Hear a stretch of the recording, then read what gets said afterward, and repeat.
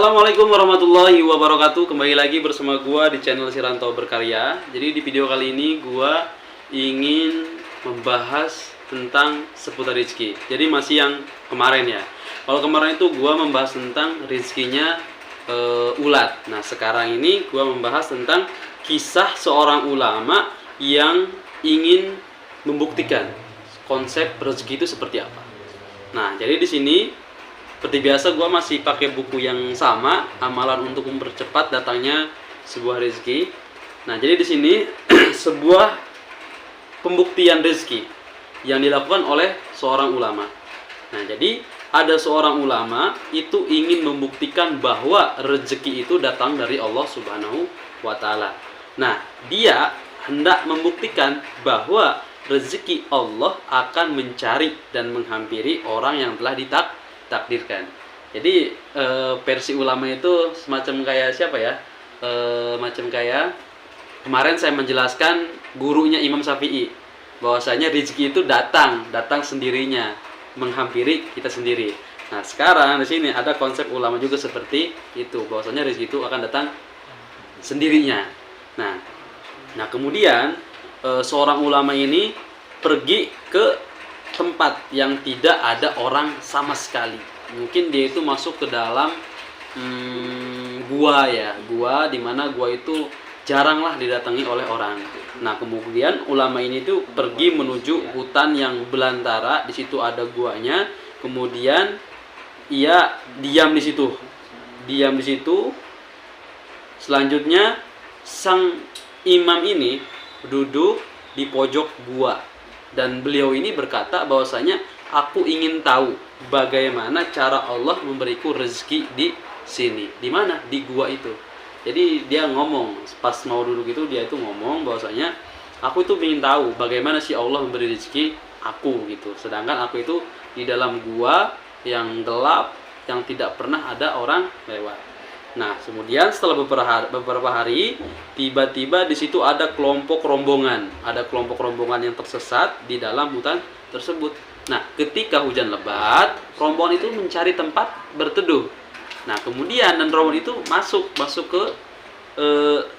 ke dalam gua tempat ulama itu bersembunyi.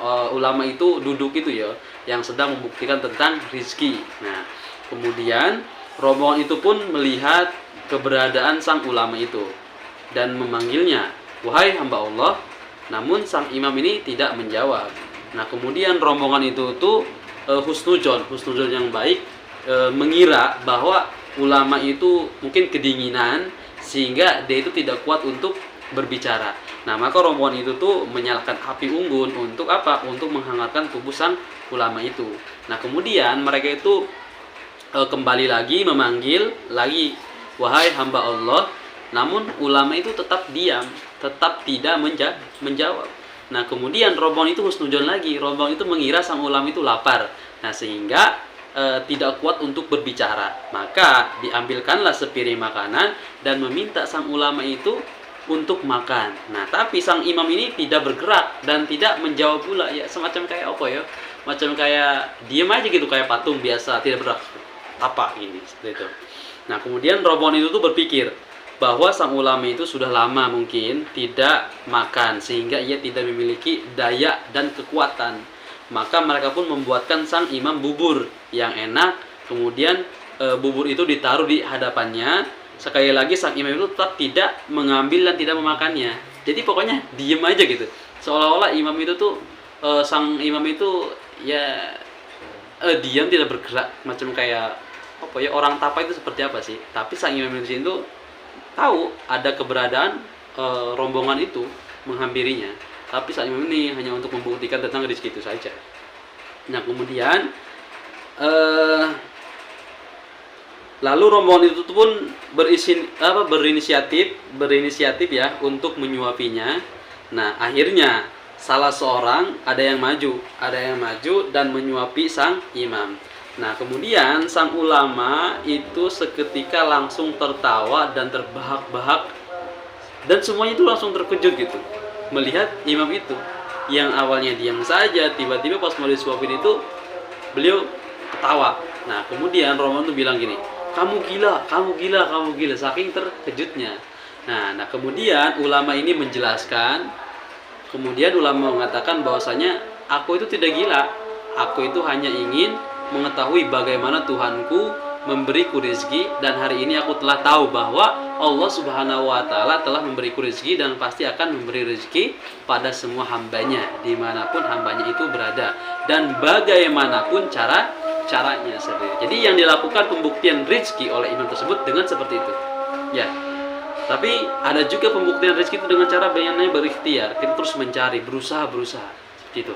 Kalau seandainya hanya kita menunggu saja ya, kalau seandainya kita kuat, misal nih, aku hari ini belum makan, aku mau datang aja nih, kira-kira konsep rezeki itu akan datang sendirinya apa tidak? Ya, ada konsep yang tadi, ada juga yang harus dicari. Kalau seandainya kita hanya diam ya, kalau kamu kuat silahkan mau sampai berapa hari atau berapa bulan, ya silahkan. Tapi semua konsep untuk mencari itu beda-beda ya. Ada yang kayak tadi, itu kan sang imam ulama, beliau itu kan orang yang sangat luar biasa, beda dengan kita. Ada nih, gue juga punya guru nih, guru gue itu beliau ini nggak pernah kerja gitu, beliau tapi mempunyai kendaraan yang banyak, mobil yang banyak, rumah yang mewah, motor yang bagus. Beliau itu hanya duduk saja di atas sejadah, kemudian datang tamu ya seperti itu. Ada usaha dengan cara apa? Dengan cara berzikir seperti itu. Kalau kita orang yang biasa lah ya, sederhana, ilmu ya pas-pasan, ya kita harus harus sadar diri kita sopo seperti itu. Oke, mungkin itu saja dari saya, kurang dan mohon maaf apabila ada yang salah saya sampaikan, mohon dimaafkan. Karena buat kita semua jangan pantang menyerah untuk mencari rezeki, apalagi rezeki yang halal ya. Jangan pantang mundur, harus tetap semangat. Apalagi kalian yang sudah mempunyai keluarga, tetap semangat untuk menghidupi keluarga atau menafkahi istri dan anak-anaknya. Itu saja dari saya. Wassalamualaikum warahmatullahi wabarakatuh.